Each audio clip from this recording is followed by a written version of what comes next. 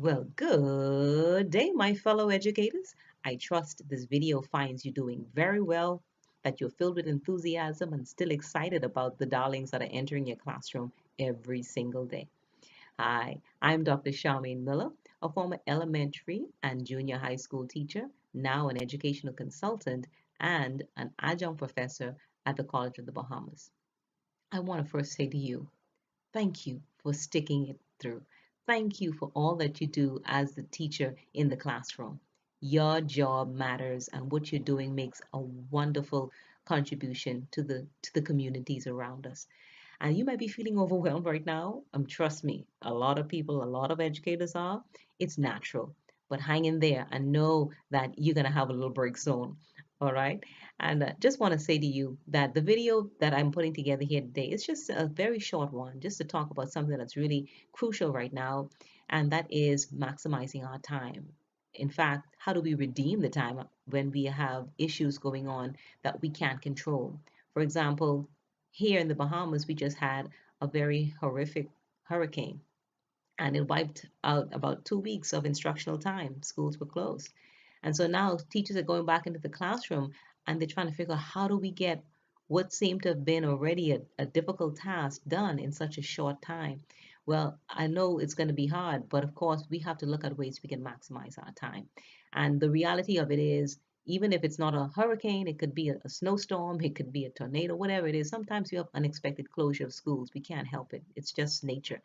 But the reality check here is that a lot of times we're losing a lot of time in our classroom just by simple things. For example, the research is telling us that the average teacher spends about 20% of their instructional time just trying to get the students' attention. Can you imagine that?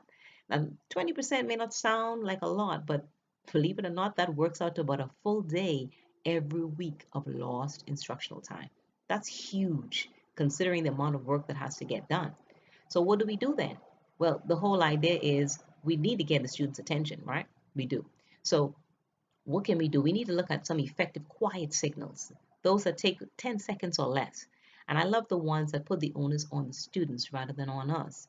For example, you could even ask your students to help you give you an idea of some signals. But here's an example of one. You can probably say, if you can hear me, clap twice. And you notice my voice went down. So it gives an opportunity for those who are in your immediate vicinity to respond. And when they do, guess what happens? Those who did not hear heard the clapping, and they're going to join perhaps if you say it again, or they know it's time to pay attention. So I sometimes will say, now if you can hear me, clap 3 times. So it gives an opportunity for everybody to join. And another one, two, you might say 1, 2, 3, all eyes on me. And they in turn respond, 1, 2, eyes on you. So now you know you've gotten their attention. When I was teaching the lower primary grades, one of the students really, well, actually, the grades that I taught, they all loved this one here that I like to do. It's get chugga, chugga, chugga, chugga. And of course, they'll respond by saying, what do you think?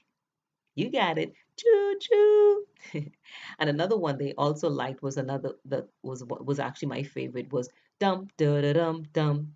And I would do this and they would say dum dum. And they pretty much knew, hey, it's time to move on. It's time to move on. So think of those quiet signals. And if you're out of ideas, ask them.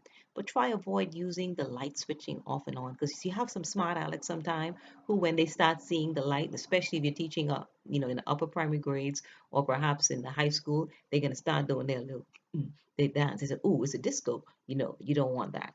And you might have some who have some attention deficit disorders and other things. So switching on the light or knocking on the desk with something sharp might not be the ideal thing. So let's look at some quiet signals. And if you're out of ideas, don't be afraid to ask the students. They have a lot of ideas in their heads. And perhaps one more thing I want to share too is besides the signals to get their attention, what about some signals for them to get your attention that doesn't distract from what you're doing? For example, they might want to use the restroom. You might simply say, okay, one finger for the restroom. And you will in turn either nod or, nod in agreement or shake your head and say no, because you might want to let them stay in for a particular activity you're about to do. Two fingers might mean I need to sharpen my pencil. 3 fingers might simply mean I need a drink of water. Whatever it is, just make sure they know how they can get your attention without making a big scene, and make sure they know how you want to get their attention as well. All right. So that's all I want to share with you today. We just need to do what we can do to redeem the time in the classroom. We may have lost some time, but we can get it back. If this video has helped you or encouraged you in any way, feel free to share it or tag a friend in it. In the meantime, let's choose as educators to keep learning and growing because what we learn becomes a part of who we are. And like Einstein said, once we stop learning, we start dying. So teachers, never stop learning because life, believe it or not, never stops teaching. Never stops teaching. Until next time, God bless. Take care.